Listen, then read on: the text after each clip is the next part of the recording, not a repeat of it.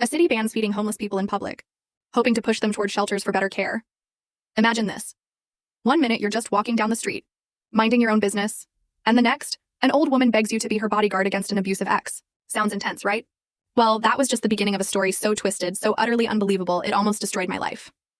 I was just minding my own business when a frail, older lady I'd never seen before tapped my shoulder. Her eyes were wide with a fear I couldn't ignore. "Excuse me, young man," she pleaded. "You look big and strong. Could you please come inside my house and be my bodyguard?" My head snapped back in pure confusion. She was practically in tears. "My ex-husband has anger issues," she choked out. "He broke my kneecap last year." She even lifted her leg, showing a brace. "He's coming in an hour to take our dead son's wedding ring and sell it. He can't have my baby's wedding ring." Looking at her tear-stained face, her shaking frame, I knew I couldn't just walk away. My gut told me she needed help. I took her hand and told her to lead the way. Inside, she locked the deadbolt behind us, the click echoing in the sudden silence. "Thank you. I'm Margaret." She showed me her phone, screen filled with chilling texts from someone named Harold. "I'm doing what's for the best. Don't try anything stupid." And then, "He knows I have the rings in the safe upstairs." Margaret explained, her voice trembling.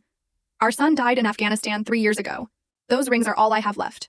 She pointed to a neatly folded flag on the mantel, a stark reminder of her loss. "Harold wants to sell them for gambling money. He's already sold James's medals, his car, everything else." She led me to the living room. "Just sit here where he can see you through the window. Maybe he won't even come in if he sees a man here." We started making small talk, but then I noticed a framed photo on the mantel.